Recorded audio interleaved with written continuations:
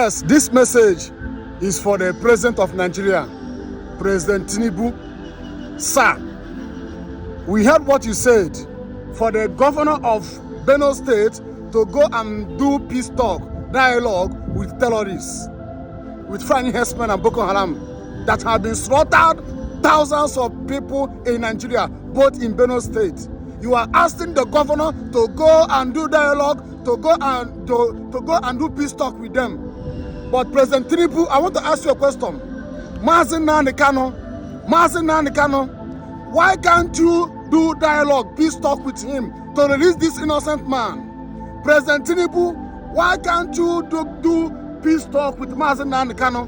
Why can't you do peace talk with Igbos to release Mazi Nnamdi Kanu? You refuse. All the Igbo politicians and the Southeast governors, if una no get sense, make una stay that place. Look at the President Tinubu are telling the Benue State governor to go and do dialogue, peace talk with Boko Haram and Fulani herdsmen terrorists. But here, Biafra, why can't he call the people of Biafra? Why can't he call Nnamdi Kanu and do peace talk? He will not do that because of he's an Igbo man. Yes. I don't know what is happening in this country called Nigeria and all the eastern governors. It's the time that you people will rise up to speak for your people, to speak for Mazi Nnamdi Kanu. Talking dialogue with terrorists, but Mazi Nnamdi Kanu is in DSS custody. And here in this east, sit at home every Monday, everywhere scattered. And we are looking for how peace will come. Why can't you release Mazi Nnamdi Kanu? Do peace talk with him, everything, make peace. We will not go do him because he's an Igbo man. But we will go do peace with terrorists. May God Almighty judge this country called Nigeria. This message is for the governor of Anambra State, Governor Soludo. Governor Soludo, sir, Biko, Atorom Ejogo and Atorom Egwago. Since here, this innocent boy from Ebonyi State, Watakele Bela Anambra Kobambo, Ndudu Gachibowo.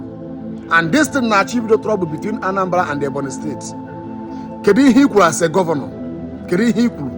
Since some people were expecting you to speak, to condemn the evil acts of Ndudu Gachi, he did not do anything. And this thing want to cause trouble between Ebonyi and the Anambra State. You keep silent. Since you trouble Hikwu binyo to kwoku. Boy, this thing now get set is now. I'm expecting you to come out to condemn this. Because I told you that these people may will destroy your political career.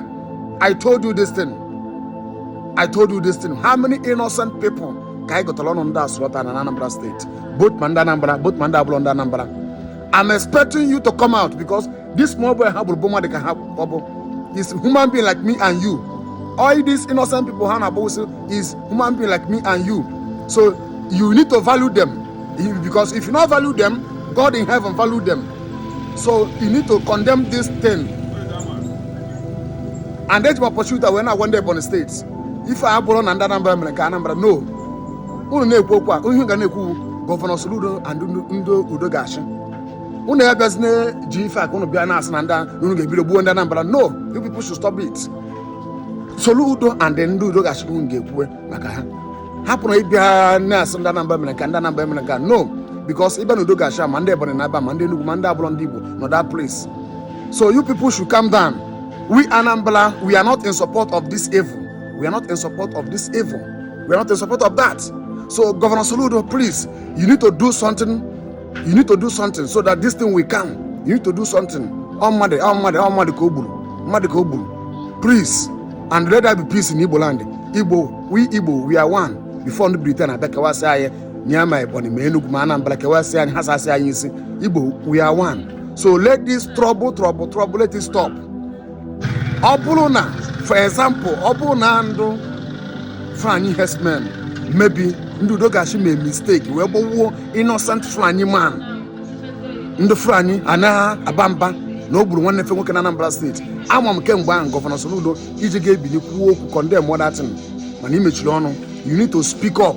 You need to speak up because this young boy is a human being.